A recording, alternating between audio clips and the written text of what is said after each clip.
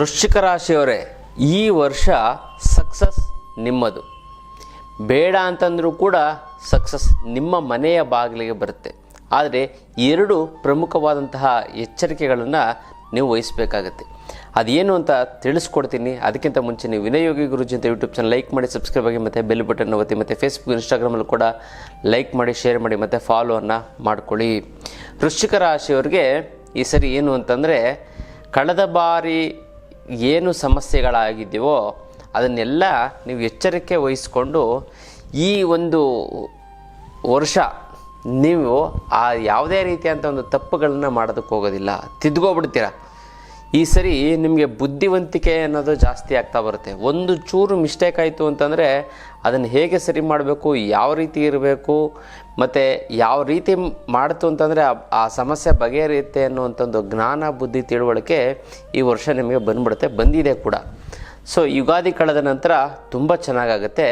ಕೆಲಸ ಕಾರ್ಯಗಳು ನೀವು ಎಷ್ಟೇ ಕಷ್ಟಪಟ್ಟರೂ ಕೂಡ, ನೀವು ಕಷ್ಟಪಟ್ಟು ವರ್ಕ್ ಮಾಡಿದ್ರೂ ಕೂಡ ಅಲ್ಲಿ ನಿಮ್ಮ ಮೇಲಧಿಕಾರಿ ಅಥವಾ ನಿಮ್ಮ ಮುಂದೆ ಮಾಡಬೇಕಾಗಿರೋಂಥ ಒಂದು ಕೆಲಸಗಳನ್ನು, ಎಕ್ಸಾಂಪಲ್ ನೀವು ಒಬ್ಬ ರೈತ ತಗೊಂಡೋಗಿ ಮಾರ್ಕೆಟ್ಗೆ ಹಾಕ್ತಾನೆ. ಆ ಮಾರ್ಕೆಟಲ್ಲಿ ಏನು ಕೊಂಡ್ಕೊಳ್ಳೋನೇ ಬರಲಿಲ್ಲ ಅಂತಂದರೆ ಅವನು ನಾಳೆ ಬರ್ತೀನಿ, ನಾಳಿದ್ದು ಬರ್ತೀನಿ ಅಂತಂದರೆ ಈ ರೀತಿ ನಿಮಗೆ ಕೆಲಸ ಕಾರ್ಯಗಳು ವಿಳಂಬ ಆಗುತ್ತೆ.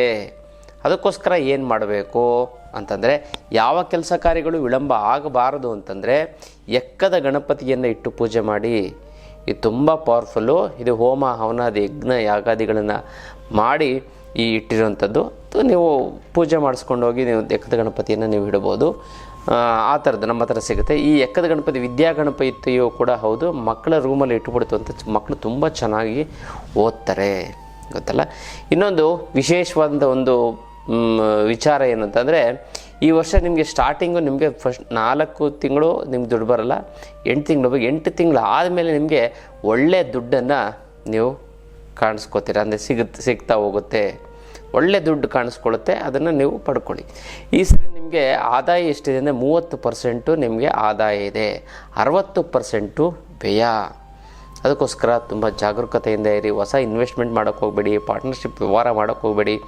ಪಾರ್ಟ್ನರ್ಶಿಪ್ ಎಲ್ಲ ನಿಮ್ಗೇನು ಮಾಡ್ತಾರೆ, ಸ್ಟಾರ್ಟಿಂಗು ಎಲ್ಲ ಚೆನ್ನಾಗೇ ಮಾತಾಡ್ತಾರೆ, ಇನ್ವೆಸ್ಟ್ಮೆಂಟ್ ಮಾಡಿಸ್ಕೋತಾರೆ, ಆಮೇಲೆ ಕೈ ಕೊಟ್ಬಿಡ್ತಾರೆ.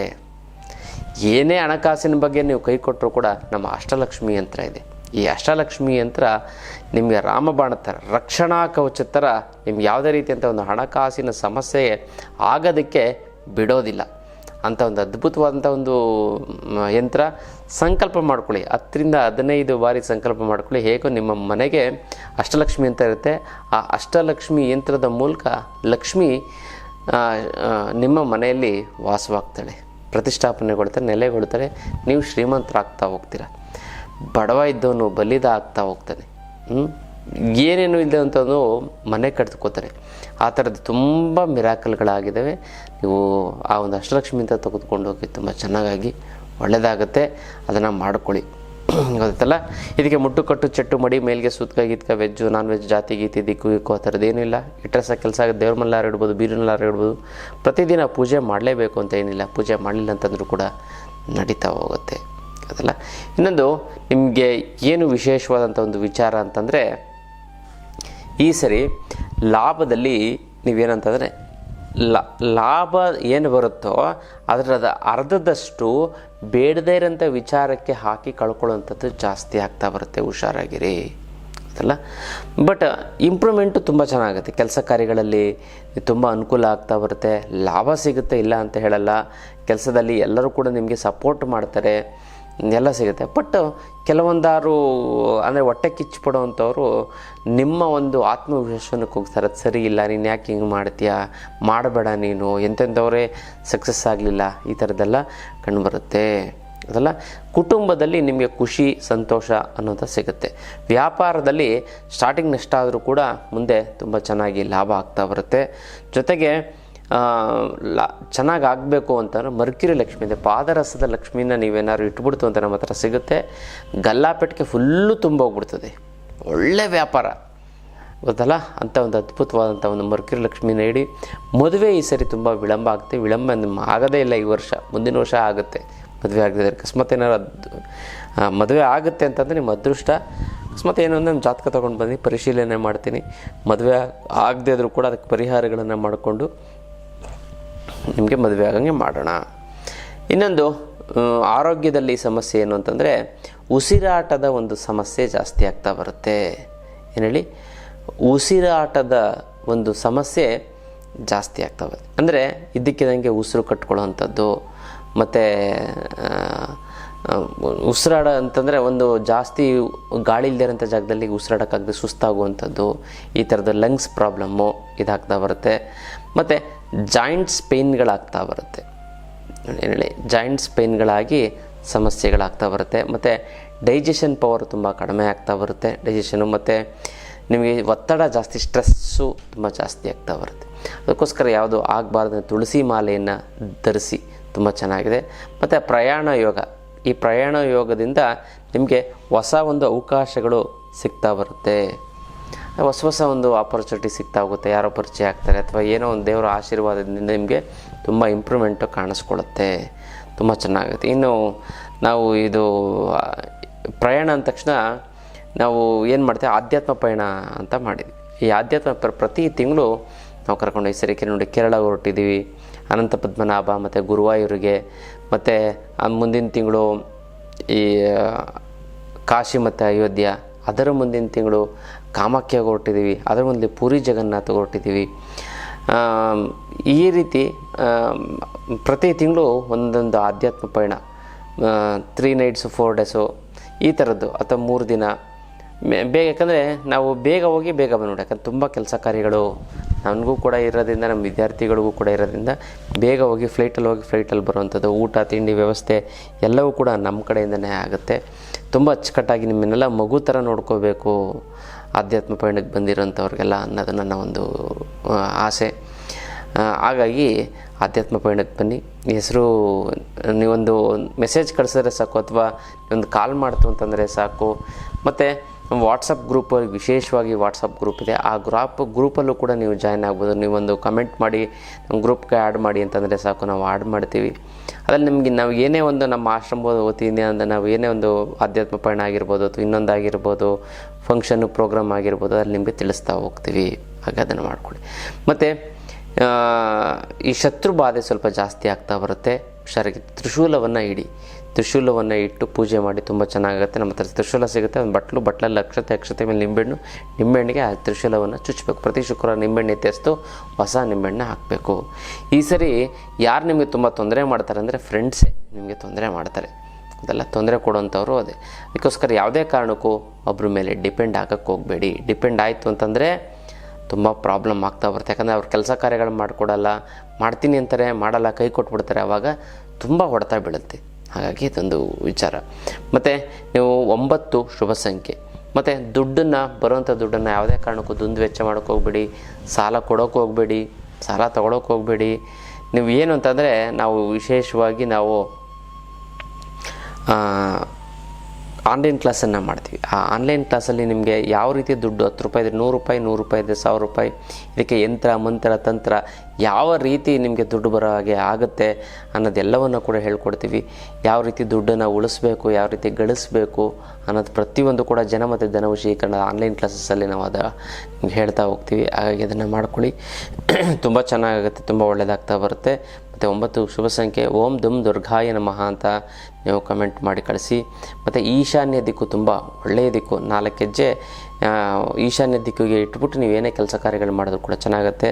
ಮತ್ತು ವೃದ್ಧರಿಗೆ ನೀವು ವಸ್ತ್ರವನ್ನು ಕೊಡಿ, ಅಥವಾ ಒಂದು ಊಟವನ್ನು ಕೊಡಿಸಿ, ಏಜ್ ಆಗಿರುವಂಥವ್ರಿಗೆ ಬಟ್ಟೆಯನ್ನು ಕೊಡಿಸಿ ಚೆನ್ನಾಗಾಗತ್ತೆ. ಮತ್ತು ಬಿಳಿ ಬಣ್ಣದ ವಸ್ತ್ರವನ್ನು ಈ ವರ್ಷ ನೀವೇನು ಧರಿಸ್ತು ಅಂತ ಲಕ್ಕು. ಅದರ ಒಳ್ಳೆ ಕೆಲಸಕ್ಕೆ ಹೋಗ್ಬೇಕಾದ್ರೆ ಬಿಳಿ ಬಣ್ಣದ ವಸ್ತ್ರನ ಧರಿಸಿ, ತುಂಬ ಚೆನ್ನಾಗಿ ಆಕರ್ಷಣೆ ಆಗುತ್ತೆ. ಮತ್ತು ನಿಮ್ಮ ಕೆಲಸ ಕಾರ್ಯಗಳೆಲ್ಲ ಚೆನ್ನಾಗಾಗುತ್ತೆ, ಒಳ್ಳೆಯದಾಗ್ತಾ ಬರುತ್ತೆ ಅಂತಲ್ಲ. ಇದು ವೃಶ್ಚಿಕ ರಾಶಿಯವ್ರದ್ದು. ಮತ್ತು ಯಾರ್ಯಾರಿಗೆ ವೃಶ್ಚಿಕ ರಾಶಿಯವರು ಇದ್ದೀರೋ, ಈ ಯುಗಾದಿ ಭವಿಷ್ಯ ನಿಮಗೆ ಚೆನ್ನಾಗಿ ಆಗಬೇಕು ಅಂತಂದರೆ ವರ್ಷದ ಪ್ರಾರಂಭದಲ್ಲಿ ನಿಮ್ಮ ಸಂಕಲ್ಪ ಮಾಡ್ತೀನಿ. ನೀವು ನಿಮ್ಮ ಹೆಸರನ್ನ ಕಮೆಂಟ್ ಮಾಡಿ, ಅಮ್ಮ ಮಹಾಲಕ್ಷ್ಮಿ ನಿನ್ನ ಆಶೀರ್ವಾದ ಸದಾ ನನ್ನ ಮೇಲೆ ಇರ್ತೀನಿ, ಶತಕೋಟಿ ನಮಸ್ಕಾರ ಅಂತ ಕಮೆಂಟ್ ಮಾಡಿ ಕಳಿಸಿ. ನಾನು ಸಂಕಲ್ಪವನ್ನು ಮಾಡ್ತೀನಿ, ತಂತ್ರವನ್ನು ಮಾಡಿ ಒಂದಕ್ಕೊಂದು ಸೇರಿ ತುಂಬ ಚೆನ್ನಾಗತ್ತೆ, ಒಳ್ಳೆಯದಾಗ್ತಾ ಬರುತ್ತೆ ಅಲ್ಲ.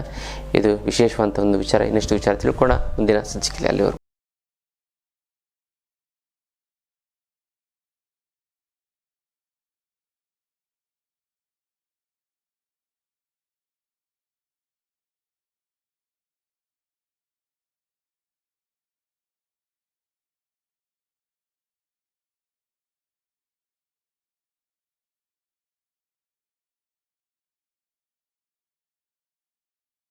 ಮಕರ ರಾಶಿಯವರೇ, ನಿಮ್ಮ ಬಾಳು ಬಂಗಾರ ಆಗ್ತಾ ಬರುತ್ತೆ. ಮಕರ ರಾಶಿಯವರೇ ಗಮನಿಸಿ, ತುಂಬ ಚೆನ್ನಾಗಿದೆ ಈ ವರ್ಷ. ಆದರೆ ಕೆಲವೊಂದಾರು ಜಾಗ್ರತೆಯನ್ನು ನೀವು ವಹಿಸಲೇಬೇಕು. ಆ ಜಾಗ್ರತೆ ವಹಿಸಲಿಲ್ಲ ಅಂತಂದರೆ ನಿಮಗೆ ತುಂಬ ಸಂಕಷ್ಟಗಳು ಎದುರಾಗುತ್ತೆ. ಆ ಜಾಗ್ರತೆ ಏನು ಅಂತ ನಾನು ತಿಳಿಸ್ಕೊಡ್ತೀನಿ. ಈ ವಿಡಿಯೋನ ಕೊನೆವರೆಗೂ ನೋಡಿ.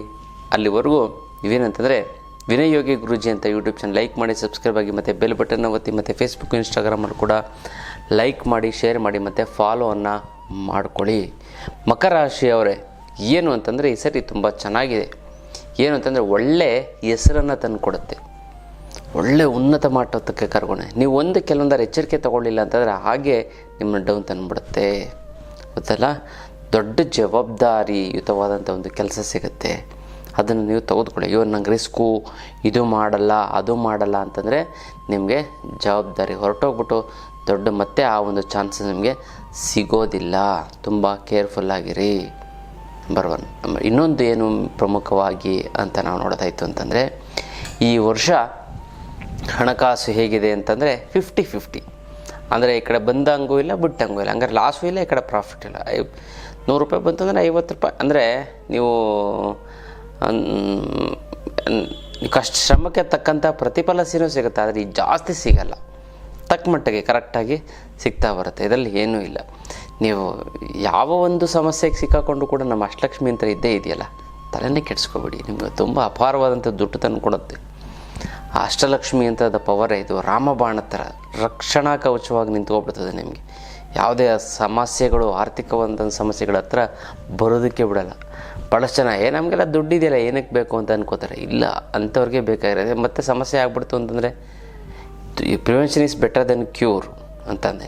ಅಂದರೆ ಕಾಯಿಲೆ ಬರೋದಕ್ಕಿಂತ ಮುಂಚೆನೇ ನಾವು ತಡೆದ್ಬಿಡ್ತು ಅಂತಂದರೆ, ಕಾಯಿಲೆ ಬಂದಾದ್ಮೇಲೆ ವಾಸಿ ಮಾಡ್ಕೊಳ್ಳೋದು ಸೆಕೆಂಡ್ರಿ, ಗೊತ್ತಲ್ಲ. ಕಾಯಿಲೆ ಸಂಕಟ ಬಂದಾಗ ವೆಂಕಟರಮಣ, ಫಸ್ಟೇ ವೆಂಕಟರಮಣ ನೆನ್ಕೊಬಿಟ್ರೆ ಸಂಕಟ ಬರೋದೇ ಇಲ್ಲ. ಅದೇ ರೀತಿ ಅಷ್ಟಲಕ್ಷ್ಮಿ ಅಂತ ಪ್ರತಿಯೊಬ್ಬರೂ ಕೂಡ ಇರಲೇಬೇಕು. ಮುಂದೆ ಸಮಸ್ಯೆಗಳು ಆಗಬಾರ್ದು ಅಂತನಾದರೂ ನೀವು ಅಷ್ಟಲಕ್ಷ್ಮಿ ಅಂತನ ಇಟ್ಕೊಳ್ಳಿ, ತುಂಬ ಚೆನ್ನಾಗಾಗುತ್ತೆ, ಗೊತ್ತಲ್ಲ. ಅದನ್ನು ಮಾಡ್ಕೊಳ್ಳಿ. ಮತ್ತು ಇನ್ನೊಂದು ಏನು ಅಂತಂದರೆ, ಈ ವರ್ಷ ಸ್ಟಾರ್ಟಿಂಗಲ್ಲಿ ನಿಮ್ಗೆ ಅಷ್ಟೊಂದು ಲಾಭ ಬರಲ್ಲ. ಫಸ್ಟು 4ನೇ ತಿಂಗಳು, 2ನೇ 4ನೇ ತಿಂಗಳು ಅಂತಂದರೆ 3 ವರ್ಷದ 3 ಭಾಗ ಮಾಡ್ತೀವಿ. 3 ಭಾಗ 4ನೇ ತಿಂಗಳು ಪ್ರಥಮ, ದ್ವಿತೀಯ ಅಂತ ಇನ್ನೊಂದು 4 ತಿಂಗಳು, ಮತ್ತು ತೃತೀಯ ಅಂದರೆ ಇನ್ನೊಂದು 4 ತಿಂಗಳು. ಸ್ಟಾರ್ಟಿಂಗೂ ಬರಲ್ಲ ನಿಮಗೆ, ಎಂಡಿಂಗೂ ಬರಲ್ಲ, ಮಧ್ಯದಲ್ಲಿ ತುಂಬ ಚೆನ್ನಾಗಿರುತ್ತೆ. ನೀವು ಏನು ಅಂದ್ಕೊಂಡಿದ್ದಾಗುತ್ತಾ ಹೋಗುತ್ತೆ. ಹೊಸದು ಕಾರ್ ಖರೀದಿ ಮಾಡ್ತೀರಾ, ಮತ್ತು ಒಂದು ಸೈಟು ತೊಗೊಳ್ಳೋವಂಥದ್ದು, ಈ ಥರದ್ದೇನೋ ಒಂದು, ಅಥವಾ ಒಡವೆ ತೊಗೊಳ್ಳೋವಂಥದ್ದು ಏನೋ ಒಂದು ಮಾಡ್ಕೋತೀರ, ತುಂಬ ಚೆನ್ನಾಗಾಗುತ್ತೆ, ಒಳ್ಳೆಯದಾಗ್ತಾ ಬರುತ್ತೆ. ಉದ್ಯೋಗ ಮತ್ತು ವ್ಯವಹಾರದಲ್ಲಿ ತುಂಬ ಚೆನ್ನಾಗಿದೆ, ತೊಂದರೆ ಇಲ್ಲ. ಶತ್ರುಗಳು ಸಾಮಾನ್ಯವಾಗಿ ಉದ್ಯೋಗದಲ್ಲಿ ನಿಮಗೆ ಕಂಡು ಬರ್ತಾರೆ. ನಿಮ್ಮ ಯಶಸ್ಸನ್ನು ಕಂಡು ಅವರು ಹೊಟ್ಟೆ ಹುರ್ಕೋತಾರೆ. ಮತ್ತು ಪ್ರಮೋಷನ್ ಆಗುವಂಥ ಚಾನ್ಸಸ್ ಇರುತ್ತೆ. ಹೊಸ ಜವಾಬ್ದಾರಿ, ಹೊಸ ಕೆಲಸ, ಹೊಸ ಬಿಸ್ನೆಸ್ಸು ಇನ್ನೆಲ್ಲ ತುಂಬ ಇಂಪ್ರೂವ್ಮೆಂಟು ಮಾಡುತ್ತೆ. ಕುಟುಂಬದಲ್ಲಿ ಹೇಗಿದೆ ಅಂತ ನಾವು ನೋಡೋದಾಯ್ತು ಅಂತಂದರೆ, ಸಣ್ಣ ಪುಟ್ಟದಕ್ಕೂ ಕೂಡ ಜಗಳ ಆಗ್ತಾ ಬರುತ್ತೆ, ಮನಸ್ತಾಪಗಳಾಗುತ್ತೆ, ಬೇಜಾರಾಗುತ್ತೆ, ದುಃಖ ಆಗುತ್ತೆ, ಅದಲ್ಲ. ಅದಕ್ಕೋಸ್ಕರ ನಾನು ಪರಿಹಾರವನ್ನು ಹೇಳ್ಕೊಡ್ತೀನಿ, ತಲೆ ಕೆಡಿಸ್ಕೊಬೇಡಿ. ಈ ಸರಿ ಮದುವೆ ಯಾರ್ಯಾರು ನೋಡ್ತಾ ಇದ್ದೀರೋ, ಹೆಣ್ಣು ಗಂಡು ಇದೆಲ್ಲ ಮದುವೆ ಆಗುವಂಥ ಒಂದು ಯೋಗ ಇದೆ. ಆರೋಗ್ಯದಲ್ಲಿ ಏನು ಸಮಸ್ಯೆ ಅಂತಂದರೆ ಹೊಟ್ಟೆ ನೋವು, ಮತ್ತು BP ಜಾಸ್ತಿ ಆಗ್ತಾ ಬರುತ್ತೆ, ಶುಗರ್ ಜಾಸ್ತಿ ಆಗ್ತಾ ಬರುತ್ತೆ, ಮಾನಸಿಕವಾದಂಥ ಒಂದು ಸಮಸ್ಯೆ ಆಗುತ್ತೆ, ಬೆನ್ನು ನೋವು ಬರುತ್ತೆ, ಸಂಧಿವಾತ ಅಂದರೆ ಮೂಳೆಗೆ ಸಂಬಂಧಪಟ್ಟಂಥ ಆರ್ಥರೈಟಿಸ್ ಪ್ರಾಬ್ಲಮ್ಗಳು ಕಾಣಿಸ್ಕೊಳ್ಳುತ್ತೆ. ಅದಕ್ಕೋಸ್ಕರ ಯೋಗಾಸನ, ಪ್ರಾಣಾಯಾಮ, ಧ್ಯಾನ ಮಾಡಿ, ಭಗವಂತನ ಒಂದು ಧ್ಯಾನ ಮಾಡಿ, ಜೊತೆಗೆ ಪುಣ್ಯಕ್ಷೇತ್ರಗಳ ಒಂದು ದರ್ಶನ ಮಾಡಿ. ಪುಣ್ಯಕ್ಷೇತ್ರ ದರ್ಶನ ಮಾಡೋದ್ರಿಂದ ತುಂಬ ಅನುಕೂಲತೆ. ಮನೆ ದೇವ್ರಿಗೆ ಹೋಗಿ ಬನ್ನಿ. ಮತ್ತು ವಿಶೇಷವಾಗಿ ನಾವು ಪುಣ್ಯಕ್ಷೇತ್ರ ಅಂದ ತಕ್ಷಣ ನಾವು ಆಧ್ಯಾತ್ಮ ಪಯಣ ಅಂತ ಮಾಡ್ತೇವೆ. ಈ ಆಧ್ಯಾತ್ಮ ಪಯಣದಲ್ಲಿ ಎಷ್ಟು ಚೆನ್ನಾಗಾಗುತ್ತೆ ಅಂತಂದರೆ, ನೀವು ಹೋಗಿದ್ರೆ ನಿಮ್ಮ ಕರ್ಮಗಳೆಲ್ಲ ಕಳೆದೋಗ್ಬಿಡ್ತದೆ. ಪ್ರತಿ ತಿಂಗಳು ನಾವು ಆಧ್ಯಾತ್ಮ ಪಯಣವನ್ನು ಇಡ್ತಾಯಿದ್ದೀವಿ. ಈ ತಿಂಗಳು ಇದಕ್ಕೆ ಅದು ಕೇರಳದಲ್ಲಿ ಅನಂತ ಪದ್ಮನಾಭ ಮತ್ತು ಗುರುವಾಯೂರು, ಮುಂದಿನ ತಿಂಗಳು ಕಾಮಾಖ್ಯ. ತುಂಬ ಅದೇ ತಾಯಿಯ ಒಂದು ಯೋನಿ ಪೀಠ ಇದೆ, ವೆರಿ ಪವರ್ಫುಲ್ಲು ಅದು. ಜೊತೆಗೆ ಇನ್ನೊಂದು ವಿಶೇಷವಾದಂಥ ಒಂದು ವಿಚಾರ ಏನು ಅಂತಂದರೆ, ಅದ್ರ ಮುಂದಿನ ತಿಂಗಳು ಪುರಿ ಜಗನ್ನಾಥ, ಅದ್ರ ಮುಂದಿನ ತಿಂಗಳು ಕಾಶಿ ಅಯೋಧ್ಯೆ. ಈ ಥರ ಪ್ರತಿ 4 ತಿಂಗಳಿಗೂ ನಾವು ಏನು ಹೋಗಿ ಬಂದಿವೆ ಅದನ್ನು ರಿಪೀಟ್ ಆಗ್ತಾ ಬರುತ್ತೆ. ಹಾಗಾಗಿ ಅದನ್ನು ಮಾಡ್ಕೊಳ್ಳಿ, ತುಂಬ ಚೆನ್ನಾಗಿ ಆಗ್ತಾ ಬರುತ್ತೆ. ಮತ್ತು ಅತಿಯಾದಂಥ ಒಂದು ಕೆಲಸದ ಒತ್ತಡ, ನಿಮಗೆ ಸ್ವಲ್ಪ ಶ್ರಮ ಆಗುತ್ತೆ, ಜಾಸ್ತಿ ತೊಂದರೆ ಆಗ್ತಾ ಬರುತ್ತೆ. ಈ ವ್ಯವಹಾರವನ್ನು, ಅತಿಯಾದಂತಹ ವ್ಯವಹಾರವನ್ನು ನೀವು ತಲೆಗೆ ಹಚ್ಕೊಬೇಡಿ. ನೀವು 1000 ರೂಪಾಯಿ ಕೆಲಸ ಮಾಡಿ, 50 ರೂಪಾಯಿ ಕೆಲಸ ಮಾಡೋಕ್ಕೆ ಹೋಗ್ಬೇಡಿ, ಗೊತ್ತಲ್ಲ. ಹಾಗೆ ದೊಡ್ಡ ಒಂದು ಇದನ್ನು ಮಾಡಿ ಅದೃಷ್ಟ ಹೆಚ್ಚಾಗ್ತಾ ಬರುತ್ತೆ. ಈ ಒಂದು ವರ್ಷದ ಮಧ್ಯದಲ್ಲಿ ತುಂಬ ಚೆನ್ನಾಗಿ ಆಗ್ತಾ ಬರುತ್ತೆ. ಇನ್ನೊಂದು ವಿಶೇಷವಾದಂಥದ್ದು ಏನು ಅಂತಂದರೆ, ಆರೋಗ್ಯದ ಸಮಸ್ಯೆಗೆ ನೀವೇನು ಅಂತಂದರೆ ಈ ಸ್ಫಟಿಕದ ಮಾಲೆಯನ್ನು ಧರಿಸಿ, ತುಂಬ ಚೆನ್ನಾಗಾಗುತ್ತೆ. ಈ ಸ್ಫಟಿಕದ ಮಾಲೆಯನ್ನು ಬೆಳ್ಳಿಯ ಒಂದು ತಂತಿಯನ್ನು ಪೋಣಿಸಿ ನೀವು ಅದನ್ನು ಮಾಡ್ಕೊಳ್ಳಿ, ತುಂಬ ಚೆನ್ನಾಗಾಗುತ್ತೆ. ಜೊತೆಗೆ ಇನ್ನೊಂದು ಏನು ಅಂತ, ಮನೆಯೊಳಗಡೆ ದುಷ್ಟಶಕ್ತಿಗಳು ಜಾಸ್ತಿ ಆಗ್ತಾ ಬರುತ್ತೆ. ಅದಕ್ಕೋಸ್ಕರ ಸ್ವಸ್ತಿಕನ್ನು ಅಳವಡಿಸಿ, ಮನೆ ಬಾಗಿಲುಗೊಂದು ಮೇಲೆ ಮತ್ತು ಒಳಗಡೆ ಡೋರ್ ಓಪನ್ ಆದ ತಕ್ಷಣ ಒಳಗಡೆ ಒಂದು ಸ್ವಸ್ತಿಕ್ಕು. ಈ ಸ್ವಸ್ತಿಕ್ ತುಂಬ ಚೆನ್ನಾಗಿ ಮಾತ್ರ ಸಿಗುತ್ತೆ, ಬೇಕು ಅಂತಂದರೆ ಬಂದು ತೆಗೆದುಕೊಂಡು ಹೋಗ್ಬೋದು. ಮತ್ತು ಸೋಮಾರಿತನ ಜಾಸ್ತಿ, ಈ ಸೋಮಾರಿತನದಿಂದ ನಿಮ್ಮ ಒಂದು ಇಲ್ಲಿ ಶತ್ರುಗಳು ಯಾರು ಅಂತಂದರೆ ನಿಮ್ಮ ಒಂದು ಸೋಮಾರಿತನನೇ. ಮತ್ತು ಎರಡನೇ ಶತ್ರು ಯಾರಂದರೆ ವ್ಯವಹಾರದಲ್ಲಿ ಶತ್ರುಗಳು ಉಟ್ಕೋತಾರೆ, ಅವ್ನಿಗೆ ಲಾಭ ಬಂದ್ಬಿಡುತ್ತೆ ಅಂತ ಹೊಟ್ಟೆ ಕೆಚ್ಚಿಗೆ, ಮತ್ತು ಲಾಭ ಮಾಡಬಾರ್ದು, ನಾನೊಬ್ಬನೇ ಲಾಭ ಮಾಡಬೇಕು ಅಂದ್ಬಿಟ್ಟು ನಿಮ್ಮನ್ನು ತುಳಿಯೋವಂಥ ಒಂದು ಪರಿಸ್ಥಿತಿ ಎದುರಾಗ್ತಾ ಬರುತ್ತೆ. ತುಂಬ ಕೇರ್ಫುಲ್ಲಾಗಿ. ಮತ್ತು ಸ್ವಲ್ಪ ಜಾರು ಬೀಳೋ ಅಂಥ ಒಂದು ಚಾನ್ಸಸ್ ಇರುತ್ತೆ. ಮತ್ತು ಶೀತ, ನೆಗಡಿ, ಕೆಮ್ಮು ಇದೆಲ್ಲ ಒಂದು ಕಾಮನ್ ಆಗಿರೋಂಥ ಒಂದು ಪ್ರಾಬ್ಲಮ್ಗಳು. ಅದು ಬಿಟ್ಟರೆ ಮಿಕ್ಕಿದೆಲ್ಲ ಚೆನ್ನಾಗಿದೆ. ಸೋಮಾರಿತನ ಯಾವುದೇ ಕಾರಣಕ್ಕೂ ಬೇಡ. ಮತ್ತು ನೆಂಟರು ಮತ್ತು ಮನೆಗೆ ಹೋಗಿ ಪಿಕ್ನಿಕ್ಕು, ಟೂರು ಇಂಥದ್ದೆಲ್ಲ ಮಾಡಿ ತುಂಬ ಚೆನ್ನಾಗಿರುತ್ತೆ, ಒಳ್ಳೆಯದು ಆಗ್ತಾ ಬರುತ್ತೆ. ನೀವೇನಂತಂದ್ರೆ ನೀವು ಪ್ರತಿ ಗುರುವಾರ ರಾಯರ ದರ್ಶನವನ್ನು ಮಾಡಿ, ರಾಯರ ಮಠಕ್ಕೆ ಹೋಗ್ಬಿಟ್ಟು ಬನ್ನಿ, ಅಥವಾ ಸಾಯಿಬಾಬನ ದೇವಸ್ಥಾನಕ್ಕೆ ಹೋಗ್ಬಿಟ್ಟು ಬನ್ನಿ, ದತ್ತಾತ್ರೇಯ ದೇವಸ್ಥಾನಕ್ಕೆ ಹೋಗ್ಬಿಟ್ಟು ತುಂಬ ಚೆನ್ನಾಗುತ್ತೆ. ಮತ್ತು 2 ಶುಭ ಸಂಖ್ಯೆ, ಮತ್ತು ಈ 2ನ್ನ ಫಾಲೋ ಮಾಡಿ. ಮತ್ತು ಶ್ರೀಂ ಬೀಜ ಮಂತ್ರವನ್ನು ಜಪ ಮಾಡಿ, ಶ್ರೀಂ ಶ್ರೀಂ ಶ್ರೀಂ ಶ್ರೀಂ ಅಂತ ತುಂಬ ಚೆನ್ನಾಗುತ್ತೆ. ಮತ್ತು ಯಾವ್ದಾದ್ರು ಒಳ್ಳೆ ಕೆಲಸಕ್ಕೆ ಹೋಗ್ಬೇಕಂದ್ರೆ ಉತ್ತರ ದಿಕ್ಕು ತುಂಬ ಒಳ್ಳೆಯ ದಿಕ್ಕು.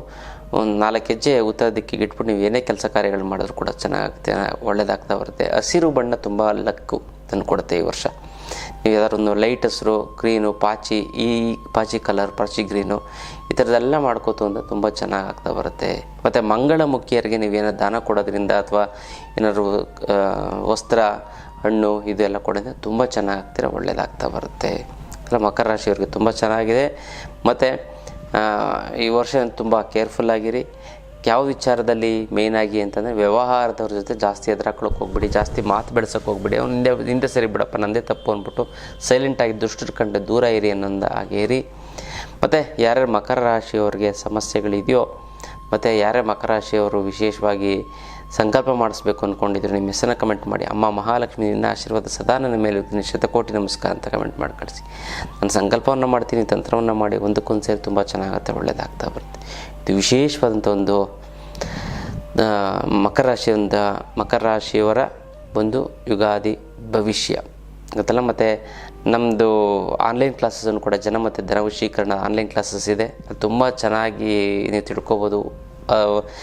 ದುಡ್ಡೇನೋ ಅಷ್ಟಲಕ್ಷ್ಮಿ ಅಂತ ನಿಮ್ಗೆ ದುಡ್ಡು ಬರುತ್ತೆ, ಆ ದುಡ್ಡನ್ನು ಡಬಲ್ ಮಾಡಬೇಕು.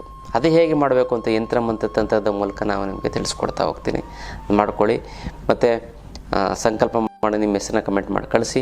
ನೆಕ್ಸ್ಟ್ ವಿಚಾರ ತಿಳ್ಕೊಳ್ಳೋಣ ಮುಂದಿನ ಸಂಚಿಕೆಯಲ್ಲಿ. ಅಲ್ಲಿವರೆಗೂ